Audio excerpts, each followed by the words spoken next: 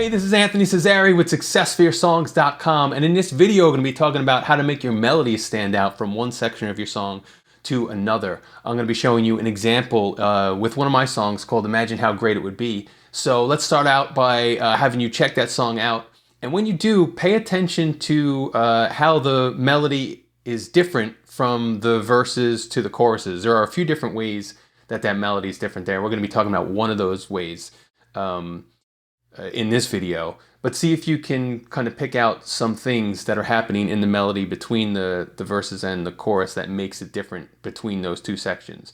So check that out. I've got a link for it on the upper right hand side of this video. Pause this and then come back and we'll talk about it. Okay, so as I mentioned, there are several ways to create this melodic contrast between your sections. And some of them are obvious, like for example, it's a pretty common one to just have the pitch of the vocals be higher in the singer's range in the chorus than it is in the verse. That's pretty common. But a lot of times when you use something like that, it works best when it's in tandem with other things that are happening to make the melody stand out even more from section to section. So what we're going to talk about in this video is starting the melody on a different beat in one section to the next. So is that something that you picked up on when you were listening to the example song that I mentioned? Because if not, we're going to see how you can use that here.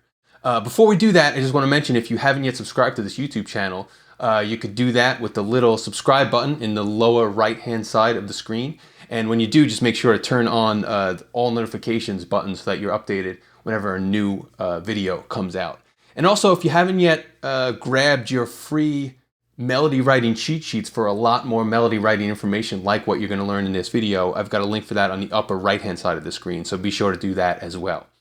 Okay, so let's take a look at what happens with the melody from section to section in this song.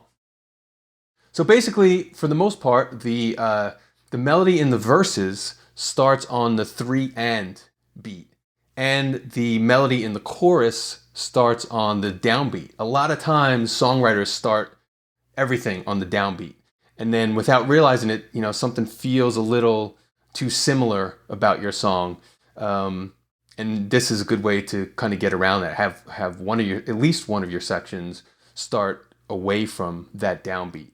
So take a listen to that in the verse here, and you'll hear that it's happened. The melody is starting on the 3-and. I'll put the click track on so you can hear it. Here, maybe it's easier if I make this the bars and beats counter so you can see that it's happening on the 3-and. Check that out. If I was watching people sort through the airport, I'd want to tell. So, okay, so there the melody's happening on that 3-and, in between the 3rd and the 4th beats. Now in the chorus, you'll see that it happens right on the downbeat. Now I just should mention that there are a couple pickup notes that happen in the chorus. So in the word imagine, the stress is on the 2nd syllable, that maj. So that's usually you want the strong stresses of your words to align with the strong stresses in the music. And since the downbeat is the strongest stress in the music, in a word like imagine, you want that strong stress of that word to line up. So the first syllable, the I in imagine, is a pickup note that happens just right before the downbeat. And same thing with if that. Those are just two quick little notes that happen before the downbeat. But this chorus basically is acting like a melody that starts on the downbeat because those pickup notes are so small. And the 3rd line is just the word a, however you say it. And then, on the 4th line again, it's imagine. So these 4 lines are basically on the downbeat except for those quick little notes that are happening before that. So just keep that in mind when you listen to this. Imagine how great it would be if that change in the world happened because of me. A tiny idea in my mind that made everyone. Okay, so that's contributing to this contrast that's happening here. Now, I should also mention that there are a couple of spots in the verse and the chorus where this isn't the case. In the verse, there's one spot where it doesn't start on the 3-and. It actually starts right on the downbeat, and that kind of ties into what the lyrics are doing, and also changes up what's happening melodically in the verses as well. So all these lines, these first four lines, are on the 3 and it's sort of like imagining this fantasy in the singer's head. All the stuff that can be happening, and on this fifth line, across the globe they'd land. This fantasy that's happening is, if I was watching people sort through the airport, tying strings to their bags, and then they headed to the skies, and I'd be flying them like kites. So the fifth line is across the globe they'd land. So with that line, that lands on the downbeat, which ties into what the lyrics are saying, because when you talk about landing, having a melody that hits on the downbeat ties into the idea of landing, because the downbeat is so grounded musically. But you can hear how that change melodically happens towards the end of the verse here. Across the globe they'd land. So that line ends up being on the first beat. So it gives a little bit of a different feel in the verse. Similar thing happens at the end of the chorus. Like I said, most of the chorus melody is on the downbeat.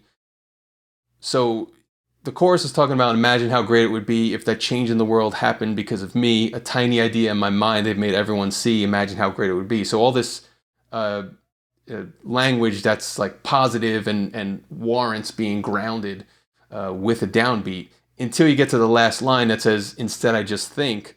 When you start to get off the downbeat, it gets a little more unstable. The downbeat is the most stable part of the music. So when you get to this line that says, instead I just think, it's an unstable kind of thought. So that line moves away from the downbeat, and you can hear that here. Instead I just think. So that one hits on the third beat. So it's a little bit different from the rest of the chorus in that way. So experiment with this idea next time you're writing a song, because like I said, when you're trying to create that contrast between your sections, this is probably one of those concepts that you think about less often than something as obvious as lifting up the melody in the chorus. So mess around with it and see how it works for you. So if you'd like to hear this song again, I've got a link for it right on the screen here where you can even stream it and save it. If you'd like a lot more information on improving your melody writing, I've got a couple free cheat sheets for you that you can download with this link on the screen. And if you haven't yet subscribed to this YouTube channel, you can do that with our logo on the screen. Thank you for checking this one out.